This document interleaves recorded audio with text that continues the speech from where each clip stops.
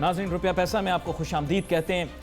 आज मौजू हालात, मामलात, वाक़यात के मुताबिक होगा और वो यही है कि पूरी कौम बेचैन है कि क्या फ़ैसला आएगा। और अब जो फ़ैसला मौखर हो गया उसके बाद लोगों की दिल की धड़कनें जो हैं वो तेज़ हो गई हैं और अजीब परेशानी की कैफियत है। सुबह वाला मामला तो खैर एक बेयकीनी उसने ख़त्म कर दी कि वो लोग परेशान ये थे कि शायद फ़ैसला जो है मौखर हो जाएगा, उससे जो है वो एक टेम्पररी रिलीफ मिल जाएगी नून लीग की क़यादत को। लेकिन आपको पता है कि फ़ैसला वो उनके ख़िलाफ़ आया और जो वो चाहते थे शायद वो उनकी उम्मीद जो थी उसके मुताबिक नहीं आया।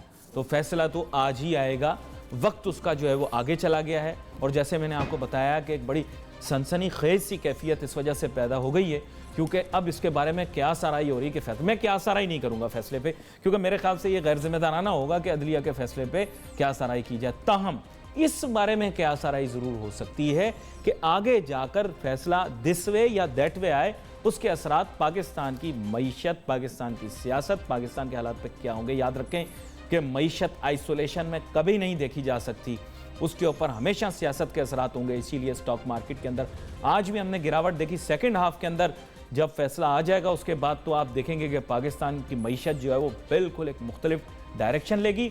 इस फैसले की अहमियत इसलिए भी है क्योंकि एवन फील्ड का मामला हो या दीगर और मामला हो, they are all within the ambit of financial issues, financial background, क्योंकि ये सारे मामला पैसे से ताल्लुक़ रखते हैं। मेरे साथ बहुत ही अहम मेहमान आज शामिल गुफ्तगू होंगे। तारुफ चलूँ जनाब डॉक्टर मिर्ज़ा इख्तियार बेग साहब जो कि रहनुमा हैं पाकिस्तान पीपल्स पार्टी के।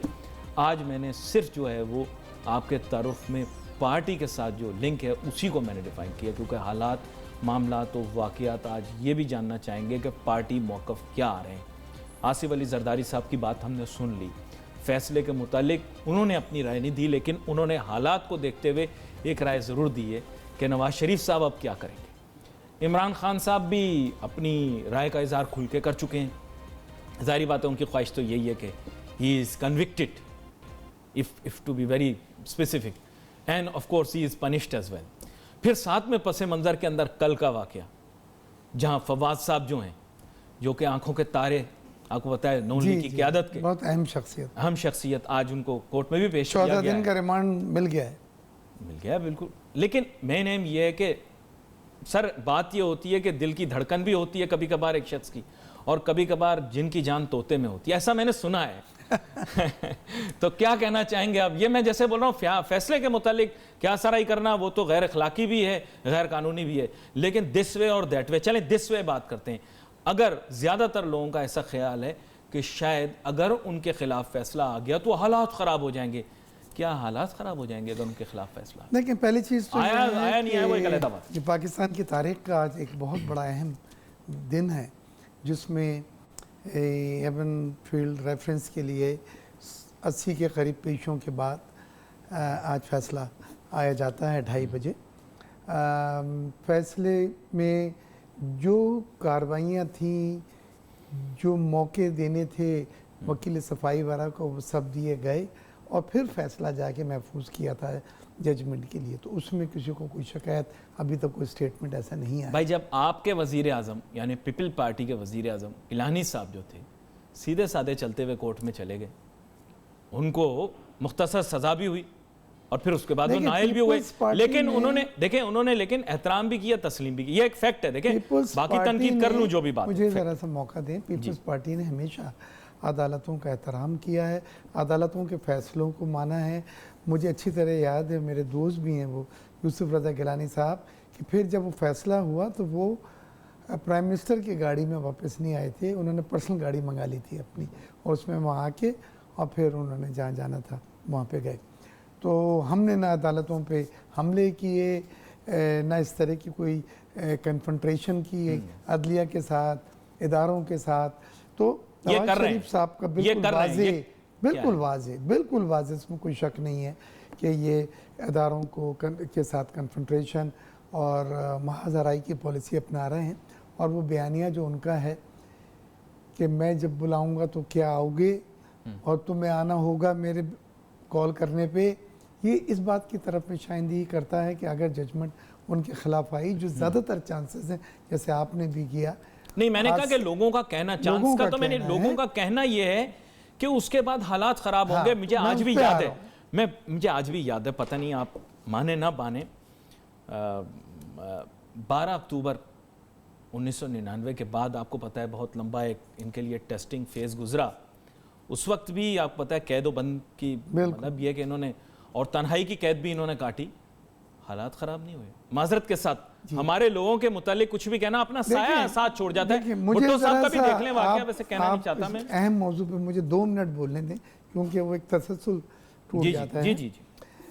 नून लीग की कोशिश यही है कि लोग सड़कों पे आएं, एजिटेशन हो, सिंपैथी वोट इनको मिले। इनका बयानिया यही है जिसमें हमदर्दी लोगों की, फिर वो अपने वाइफ की अल्लाह उनको सेहत दे, जिस तरह से पेश कर रहे हैं और मुंसलिक कर रहे हैं, वो भी हमदर्दी का एलिमेंट है। वो नहीं, बट हालात के तहत भी लोग वैसे भी हमदर्दी कर रहे हैं कि यार इतनी मुश्किलों में वाइफ भी इतना सख्त बीमार हैं, अल्लाह ताला उनको सेहतयाबी दे। तो उनका एक हिकमत अमली ये है अली कि सिंपैथी एक पैदा हो और जब फैसला आए और अगर वो कॉल करें तो लोग सड़कों पे आएं। चलिए, यहाँ पर हमारे साथ जो है वो रसूल बख्श रईस साहब, जो बड़े मारूफ कार हैं, वो भी हमें ज्वाइन कर रहे हैं बजरिया टेलीफोन लाइन। उनको वेलकम करते हैं शो में। रसूल बख्श रईस साहब, बुनियादी तौर पर आज का फैसला, जैसे मैं कह रहा था कि उसके मुतालिक तो क्या राय नहीं कर रहा कि दिस वे या दैट वे आएगा।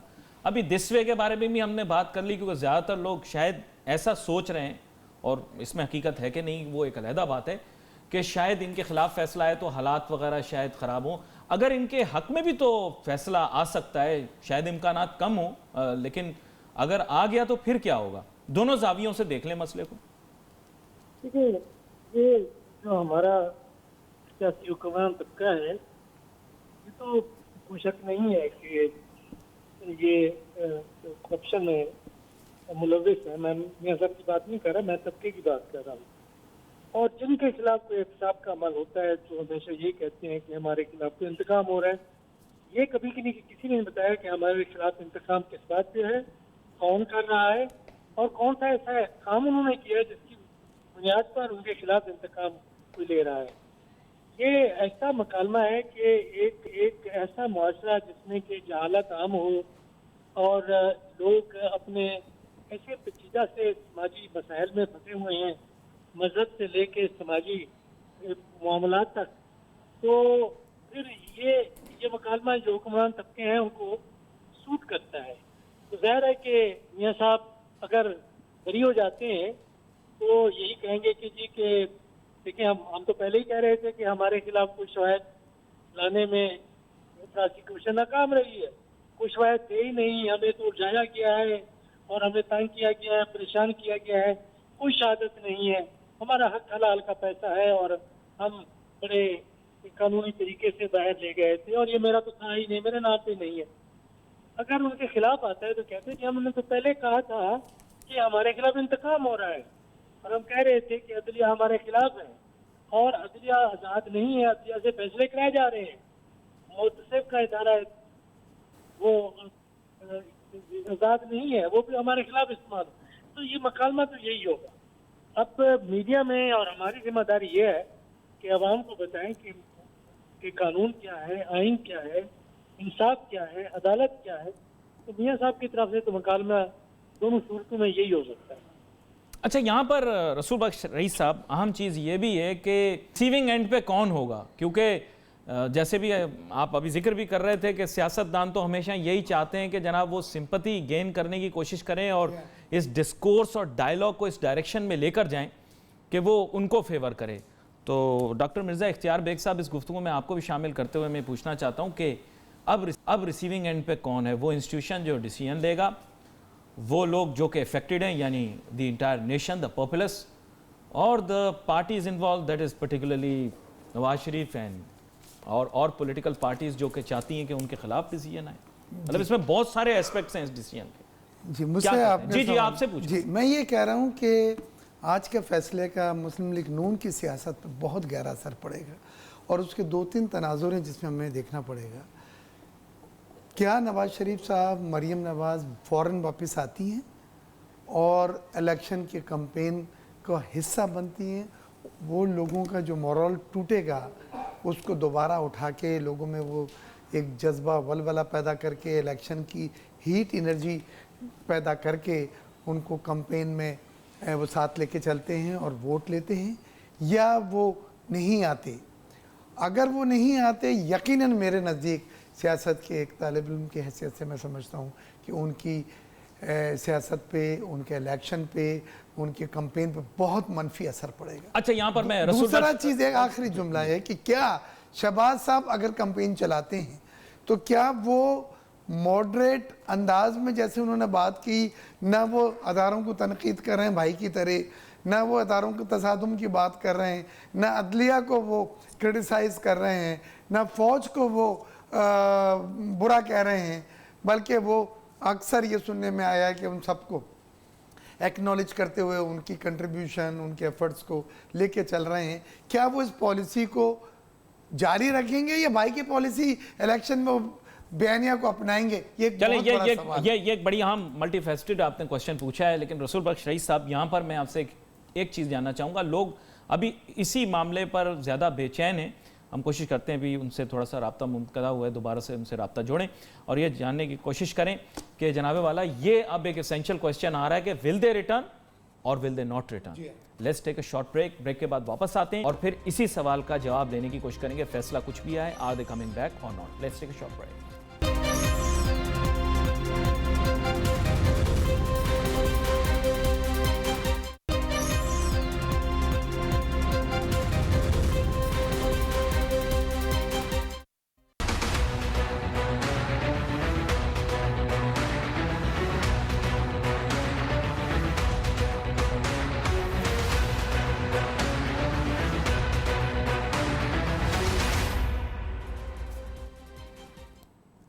नाज़रीन, वेलकम बैक आफ्टर ब्रेक। एक माशी प्रोग्राम करने के नाते मैं अमूमन सियासी राय देता नहीं था, लेकिन सियासी आरा रखने में कोई बुराई नहीं। और ख़ास तौर पे मैं जो हूँ हमेशा से एक बड़ा जो हूँ तज्जिया करने की कोशिश करता हूँ सियासी हालात पर, क्योंकि मामला तो खैर हमारे मुल्क के ही हैं। मैं हमेशा से कहता आया, आज से 5 साल पहले से मैं कहता था कि आसिफ किरमानी साहब है ना, इनकी अहमियत का अंदाज़ा नहीं है हमारे यहाँ लोगों को। लोग मजाक में उड़ा देते थे कि आसिफ किरमानी है कौन। आज आपको पता लग गया, फैसला सुनने वो अकेले ही आया था। कुछ तो ताल्लुक़ होगा, कुछ तो नाता होगा और कुछ हमें भी पता होगा। खैर, डॉक्टर मिर्ज़ा इख्तियार बेग साहब, अब बात यह है कि थोड़ा बहुत सियासत के मुतालिक बात करना बनता भी है हालात के मुताबिक। आज के दिन तो अब आपने एक जो सवाल उठाया, अब ये लोगों को परेशान कर रहा है। No politics for now for Nawaz Sharif and his immediate family members. आपने शहबाज शरीफ का तो पस मंज़र बता दिया, और yes they have a role. अब ये इशू है, इसकी रिलायंस इस चीज़ पर है कि वो वापस आएंगे कि नहीं आएंगे। अब इस पर भी बहुत सारे लोग बेस कर रहे हैं। देखिए, सुबह से मैं तज्जिए सुन रहा हूँ, यही बात हो रही है, आएंगे नहीं आएंगे, हो रहे हैं। उसमें ज़्यादातर लोगों की मशवरा ये है कि उनको फ़ौरन, इर्रिस्पेक्टिव फैसला कुछ भी हो, इनको फ़ौरन पाकिस्तान वापस आना चाहिए। क्योंकि कैंपेन जो उन्होंने चलाई थी, जो जलसे किए थे मरियम ने और नवाज शरीफ साहब ने, वही कैंपेन जलसों की रिटोरिक होती है। वो जलसों की रिटोरिक तो यही शहबाज शरीफ साहब थे ना, कितनी तल्ख बातें की इन्होंने जरदारी साहब के लिए, और आज खुद ही बोलते हैं मैं नेशनल गवर्नमेंट बनाऊंगा। जब आप नेशनल गवर्नमेंट बनाएंगे तो आप एक ही टेबल पे बैठेंगे ना। पे मैं बात कर रहा हूँ आपसे कि एक तो उनको वापस आना चाहिए, दूसरे शहबाज शरीफ साहब जो ये कहते हैं अलाम कि भाई वोट मेरा नहीं है, वोट जो है वो नवाज शरीफ का है। वो तो कल उन्होंने जो अनाउंस किया है पूरा आपने देखा होगा, अपना मंशूर, उसमें कंटिन्यूअसली उन्होंने यही जिक्र किया है कि नवाज शरीफ साहब ने ये। तो इन बातों को लेकिन अब अंदरूनी खाना क्या बातें होती होंगी, ये तो अब आप नहीं, बट मैं क्योंकि तजिया आप एक मांग रहे हैं उसमें ये क्या वो इसी लाइन को टो करेंगे कि जी वोट नवाज शरीफ का है, कैंपेन उनकी, बयाना उनका, और मैं पार्टी का उनका एक ओहदेदार की हैसियत से उसी को टो करूंगा, या ये अपनी लाइन जो उनकी है जिस पे इन्होंने आज के फैसले से ये भी पता लगेगा पार्टी शहबाज की है या पार्टी नवाज की है। सीधी जो बात है, देखिए सबसे एसेंशियल चीज ये हो जाएगी मेरे ख्याल से, ये फैसला होगा कि पार्टी शहबाज की है या पार्टी नवाज की है। लोग ये कह रहे हैं, वो इनके स्टांड से पता चलेगा क्या ये वो बयानी अपना कंटिन्यू कर रहे हैं या ये वो अपना रहे हैं भाई का बयानिया? नहीं, शहबाज शरीफ साहब का हमेशा से ये बयानिया रहा है, हमेशा से ये नैरेटिव रहा है कि भी बना के चलो, क्योंकि उनको पता है कि हमारे मुल्क के अंदर जो पसे पर्दा कुव्वतें होती हैं बहुत सारे फैसले करती हैं। अली सर ड्राइंग रूम में फैसले होते हैं। एक बात बतलाएं तो क्या जो नवाज शरीफ साहब ने एक बयानिया लेके एक हिकमत नहीं अमली लेके के चलना चाहिए तहत था ना, नहीं। चले थे, उसको फिर वो छोड़ के दफन करके अपना जो बयानिया उसी को लेके चलेंगे, ये सब सवालात हैं। आज आप यही तो आज पूछ रहे बात हैं ना। इस्तिदा पे आ गई ना, हाँ। अब आज बात गुजारिशात पे आ गई ना। जी, जी। कल तक जो था बहुत जिसे कहते हैं सख्त मिजाज हुए थे, आज सुबह में पता लग गया कि ये सख्त मिजाजी सब मतलब धरी की धरी रह जाती है। सर अदलिया का फैसला जो है ना वो मानना पड़ता है। जी जी बिल्कुल, कानून की हुक्मरानी माननी पड़ेगी, रूल ऑफ लॉ, बिल्कुल। ये एक फैक्ट है। हाँ तो आपके साबका वजीर आजम ने भी मानी, पेशियां भुगती। हमारे यहाँ तो हमारी रीति यही है कि हमने अदालतों का एहतराम किया है, और यूसुफ रज़ा गिलानी साहब ने भी उसको साबित किया। हमने किसी अदालतों पे हमले नहीं किए। असल में मैं आज इस मौजू पर बात नहीं करना चाह रहा, वरना सच बात यह है कि नवाज शरीफ साहब उस वक्त भी जो है ना अकेले गिलानी साहब के खिलाफ जा नहीं सकते थे, उनको भी किसी ने अंदर से बट बाद में उन्होंने कमी गाह की तरफ उन्होंने भी देखा होगा। खैर लेकिन अब मैं इस तरफ उन्होंने बाद में रियलाइज किया कि गलती हुई है उनसे। आज रियलाइज किया ना, too little too late. But ये हमारे लिए no crying over spilled milk हमारे लिए बड़ी एक सेटिस्फैक्ट्री नोट है कि जिस आदमी ने उनको लेके गए और प्राइम मिनिस्टर की कुर्सी से उतरवाया, जो कंसेंसस कैंडिडेट थे, आज वही आदमी कह रहा है कि मुझे एहसास है कि मुझसे गलती हुई है। और ये गलती के एहसास में हमें कम से कम ये मिल रहा है कि जी हम सही बात पे थे, और उन्हें अपनी गलती का एहसास आज हो रहा है। चले वो माजी की बातें हैं, अब चले माजी की बात छोड़े। अभी अभी दूसरा एंगल ये आ जाता है, टू बी वेरी फ्रैंक, जिसके इलेक्शन पर असरात क्या मुरत्तब होंगे। दिस वे दैट वे दोनों की बात कर लेते हैं। दैट वे तो आपने बता दिया, और रसूल बख्श शरीफ साहब ने भी बात की कि if it comes in their favour of course, वो तो मोटी सी बात है कि बहुत बड़ा एज मिलेगा। लेकिन if it goes against them, फिर there is a moral loss here. मेरे ख्याल से ज्यादातर चांसेस हैं, तो फिर इनके लिए इलेक्शन में साथियों को इंटैक्ट रखना बहुत मुश्किल है। वो बहुत मुश्किल होगा। पाकिस्तान में साया भी, पाकिस्तान के अंदर मैं आपको बता दूं, लोग अब मुझे जरा सा बोलने की इजाजत दे। निसार साहब ने जो एक इंडिपेंडेंट लड़के और जो बयानिया अगेंस्ट मुसलसल नवाज शरीफ के बारे में आ रहा है, और वो कहते हैं कि 30-40 MNA मेरे पास हर वक्त मेरे साथ हैं, जो मेरी बात लब्बैक कहने के लिए तैयार रहते हैं। तो अगर मुस्लिम लीग नून में ही अगर निसार चौधरी निसार एक अलहदा क़िबला करके लोगों को मिला के एक अलहदा ग्रुप बनाते हैं, वो भी पॉसिबल है। चौधरी निसार के खिलाफ सबसे ज्यादा कान भरे हैं इनके पीपल पार्टी वालों। मैं आपको बताऊं जी, पीपल पार्टी में इतनी डिसलाइक चौधरी निसार के खिलाफ, सबसे ज्यादा नवाज शरीफ के कान भरे पीपल पार्टी ने। मैं आपको और दूसरे लफ्जों में ये भी हो सकता है, जिसका मैं आपको ज़रा सा ऑन रिकॉर्ड कह दूं, कि जो बहुत से लोग इंतज़ार कर रहे हैं इस जजमेंट के बाद, क्या वो साथ में नून के साथ खड़े रहेंगे या वो स्विंग करते हैं। ये वो लोग हैं, इन्हें हुकूमत में आना है, इन्हें पोजीशन चाहिए, तो वो किसी जगह भी बैठे, यहाँ से तो उठेंगे तो दूसरी जगह बैठेंगे ना। तो अली साहब एक वो भी बहुत बड़ा फैक्टर है, और वो 2-4 दिन में नजर आ जाएगा, हफ्तों में नहीं, सिर्फ 2-3 दिन में ये चीज जैसे सर मुश्किल वक्त आए ना, साहब साथ छोड़ जाता है। तो ये जो जिन साथियों की ये बात कर रहे हैं ना, सुबह शाम नारे जो लगाते हैं, जी। आपको पता है ये फ्लिप फ्लॉप हमारे यहाँ पॉलिटिक्स होती है। पता नहीं आपको याद हो, हमारे यहाँ जो अभी यंग लोग हैं जो मीडिया से एसोसिएटेड हैं, उनको तो शायद छांगे मांगे का पता भी नहीं है कि छांगा मांगा में हुआ क्या था, लेकिन तब के जो मामला मुझे याद है।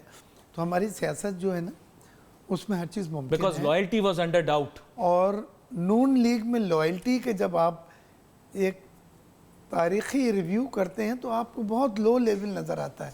मुशर्रफ के साथ देखें किस तरह से चेंज हुई थी, तो ये कोई चीज़ सरप्राइजिंग नहीं होगी। अब तो एक डिसीजन आ रहा है, लीडर बैन हो गया उम्र भर के लिए, सजाएं हो गई, फाइन हो गए, बेटी भी नहीं लड़ सकती। तो ये एक लोगों को रीज़न देगा, मवाद देगा। चले उसका फैसला आज होगा। थोड़ा सा वक्त रहता है, एक छोटी सी ब्रेक के बाद वापस आएंगे, फिर इसी मौजू के ऊपर गुफ्तगू जारी रखेंगे, और अगर कोई पेशरफ्त होती है तो उसके मुतालिक भी आपको बताएंगे। Let's take short break.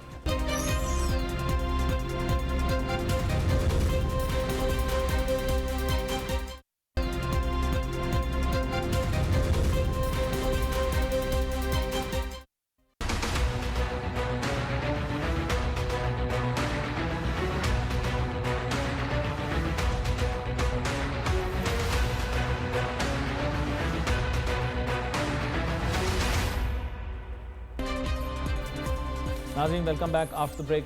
गुफ्तगू हमारी जारी और बात यही कर रहे हैं कि जनाबे वाला ये फ़ैसला जो भी आए, जिस तरह का भी आए, उसके नतीजे में हालात, वाक़यात, मामलात कैसे दिखते हैं।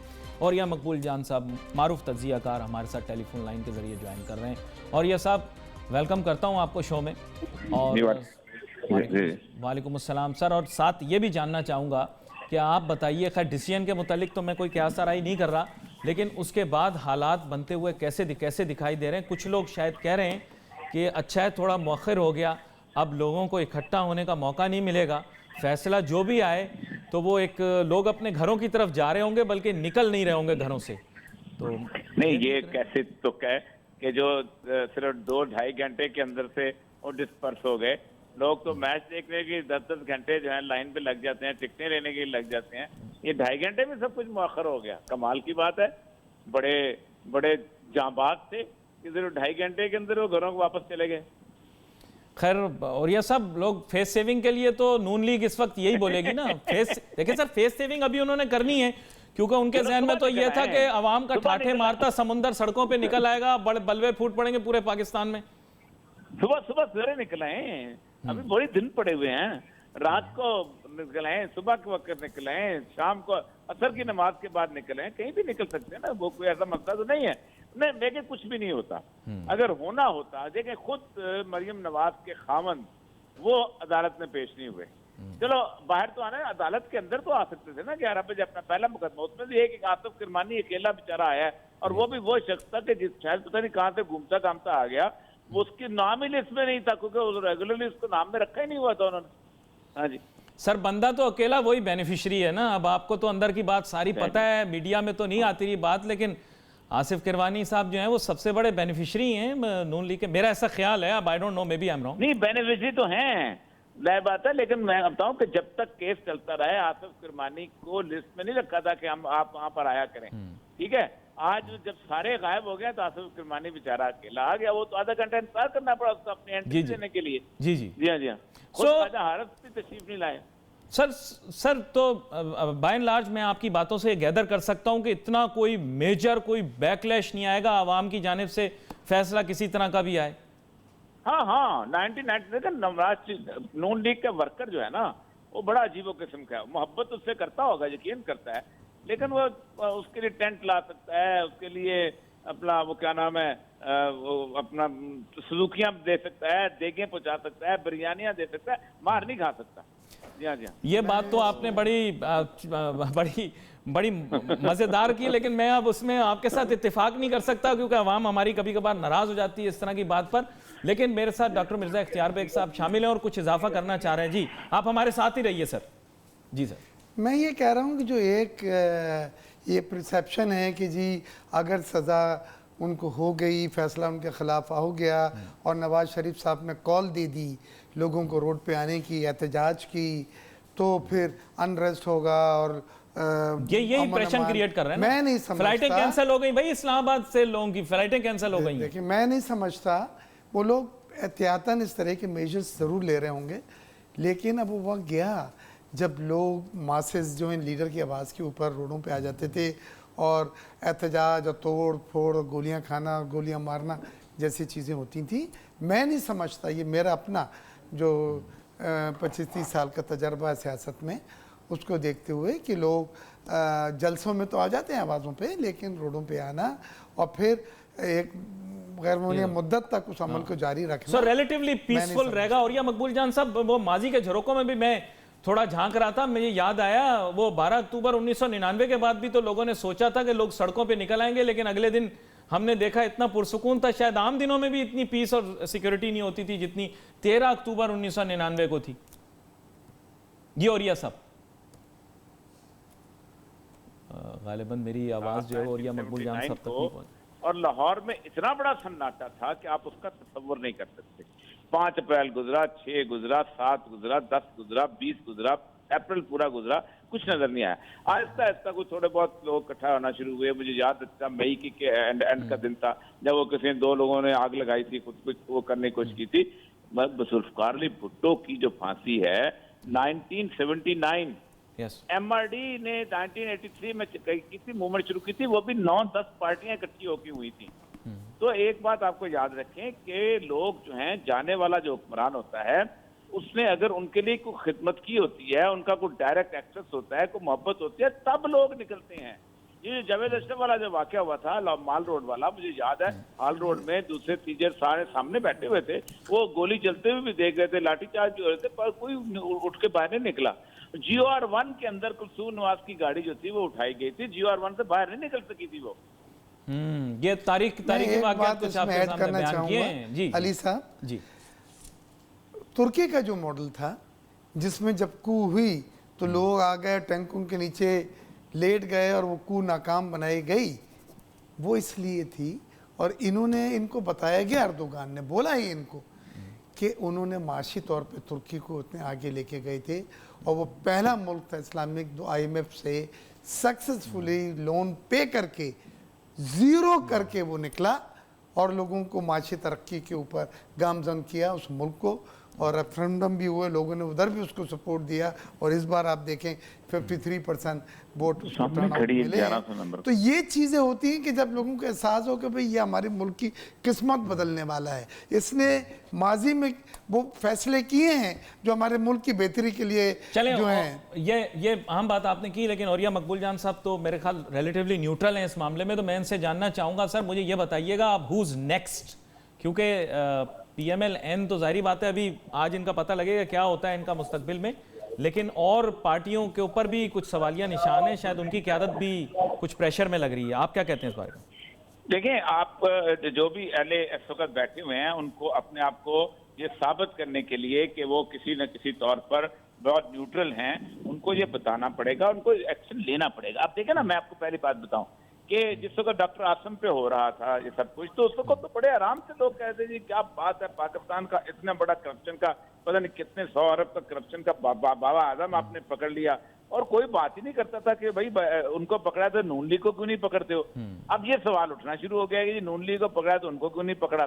तो ये तो एक आसददारी के 11 साल के केसेस चलते। असल में पंजाब में पहली दफा एहतसाब का डंडा शुरू हुआ है।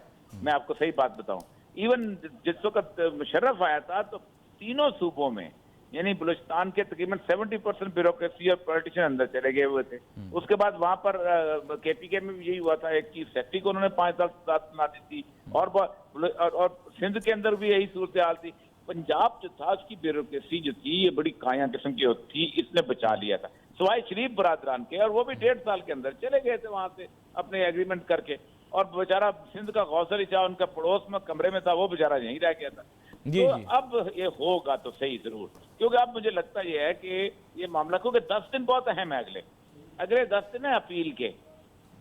अगर इस 10 दिनों में नवाज शरीफ साहब वापस नहीं आते हैं तो मतलब ये है कि ये फैसला यहाँ खत्म हो गया, इसकी अपील भी खत्म हो जाएगी, ये सुप्रीम कोर्ट का फैसला बन जाएगा, ये लोकल अदालत का फैसला नहीं होगा। इसका मतलब यह है कि ये कन्विक्शन पक्की हो जाएगी आइंदा आने वाले कई सालों तक, बल्कि नवाज शरीफ साहब की जिंदगी तक। मेरे ख्याल अब एक्साइटमेंट लोगों की बहुत ज़्यादा बढ़ रही है, और मेरे ख्याल से सबसे ज़्यादा कीनली जो है वो शहबाज शरीफ साहब भी देख रहे होंगे फैसले को कि क्या आता है। यहाँ पर आप दोनों मेहमानों का बहुत शुक्रिया, आपने हमें ज्वाइन किया। नाजरीन, आज के हमारे इस प्रोग्राम का वक्त खत्म है। We wait for your messages on Facebook. Ali Nasir हमारी टीम को इजाज़त दीजिए। अल्लाह हाफ़िज़।